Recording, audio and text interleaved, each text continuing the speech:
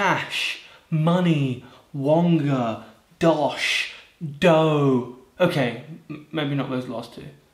Everyone wants more money, but what is money worth? See,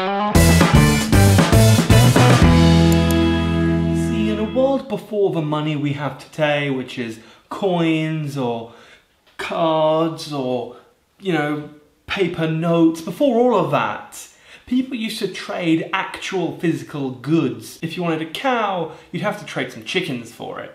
And that was all well and good because each thing had its own value and each person valued a thing differently, and this is a completely known phenomenon where if you're given an object, you value it more if you're selling the object and if you're someone being told to buy the object, whatever.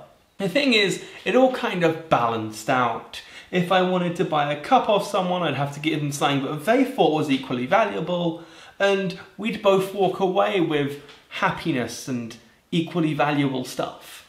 But then this stuff came around, coins, like actual money that says its value on the front, and everything's value is relative to this. So what is this worth? You see, there's a problem. Countries used to make coins as close to equal to the value they supposedly had, but there's an issue there because if your coin is worth £1 as a coin and it's also worth £1 as not a coin, then what stops someone from just melting it down and using it for something else? And this particularly falls apart when you look at hard cash, like paper money, because this is 10 rupees and I guarantee you this piece of paper on its own is not worth 10 rupees. And it's not because I'm in somewhere that accepts 10 rupees as cash. I have this because it's the only paper money lying around the house at this exact moment in time. You see, paper money gives you insight that coinage doesn't, as it reads, "I promise to pay the bearer the sum of 10 rupees assigned by the governor," which means all you're really passing around is someone else's debt. In fact, this stuff on its own has no actual value. It's a promise that we believe, in the sense that if we ever need 10 actual rupees or whatever is worth 10 rupees, they will give us that money. The monetary system is just a belief in value. There is no actual value behind it outside of some gold in a central bank. There's an issue there. You see, that gold never equates to how much that people actually have in their bank accounts. It will cover a certain percentage, roughly 20%, but it will vary bank by bank, with the idea being that as people take out money or as they request actual gold in this situation, they can provide it. But they make the assumption that not everyone will want all their gold at once. Which means the moment everyone goes, "Oh, actually I want all of my cash right now," banks would just fall apart.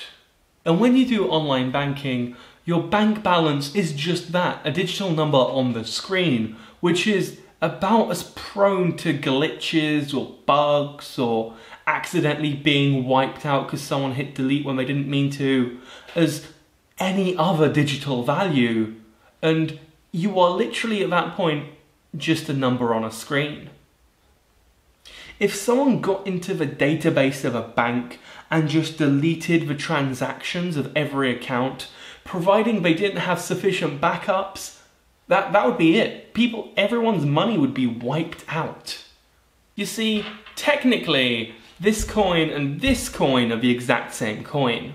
I mean, sure, these two coins are technically identical in value, but there are two issues here. First of all, this is defaced. This isn't coin-shaped. You can't go in and be like, "Oh yeah, can you accept this as payment?"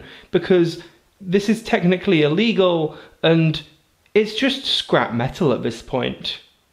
In fact, though you can go into a store and buy something with this worth £1, this is essentially valueless. So you'd have to melt it down and you'd get roughly 3 pence. In fact, that's why people invest. If a government turns around and says, "Actually, we're not going to give you 10 rupees, or a bank or whoever, but you have 10 rupees worth of items, then that money isn't theirs. If you go and invest in a £500,000 house, It doesn't matter if the government turn around and go, well actually, sorry to everyone who had money in the bank, it's now worthless, because you never had money in the bank. Anyway guys, I hope you liked the video. If you did, make sure to hit like. If you didn't, I'm not quite sure why you're still here. However, hear me out. You can click up here to see the previous video. You might prefer that one. Trust me, that one's pretty cool. And if not, click up here to see a random video I haven't picked yet. It can be anything from the entire Snappytech catalog. I know that sounds so much more epic than it actually is, but there is lots of genuinely good content there. Hit subscribe to see more videos like this one, and I'll see you guys next time.